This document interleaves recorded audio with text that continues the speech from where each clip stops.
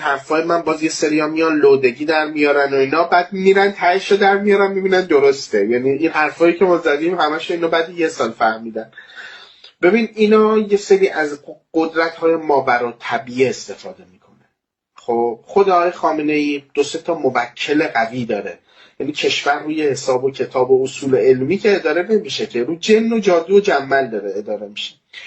اصل دعوایی که وجود داره، یعنی چی بگم بهتون، اصل دعوایی که وجود داره با مثلا عرفان حلقه‌ای، با دراویش، اصل این دعواهایی که وجود داره سر این استفاده از این قدرت‌های ماورالطبیعه است که این قدرت‌ها رو هم مشایی هم داره و یه سری آدمایی توی هند داره، والا مرتاز داره و فلان و اینا که دارن این کارا رو میکنن.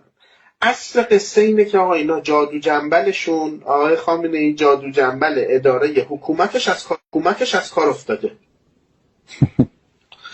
و مثلا یه فردی مثل آقای طاهری رو میخوان اعدامش کنن. چرا آقای طاهری رو میخوان اعدامش کنن؟ اصلش چیه؟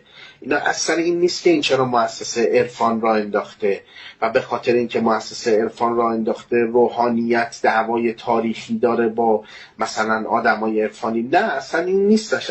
اصلش اینه که آقای طاهری میاد وجود یک فرد رو از جن و طلسم پاکسازی میکنه و این جن و طلسمی که آخوندا به وسیله ریختن توی دارو توی سد، آب دعا توی سد، نمیدونم حضور اون مثلا آب، استفاده از اون آب توی منازل و اینا اومدن استفاده دارن میکنن که بر مردم حکومت بکنن، مردم کرخت میشن، بیخیال میشن، نمیدونم حالا هواشون یه چیز دیگه میشه، فضای سنگینی به وجود میاد. با این چیزا دارن کشور رو اداره میکنن دیگه. طاهر میاد اونا رو میگیره.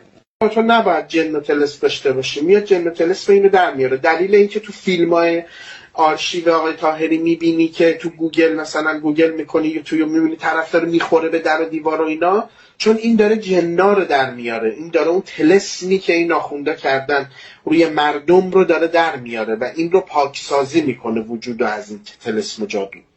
یا مثلا دعوایی که با دراویش دارن، یا ببین این حرفای احمدی نژاد همه توی ماورالطبیعه است و درست هم هست.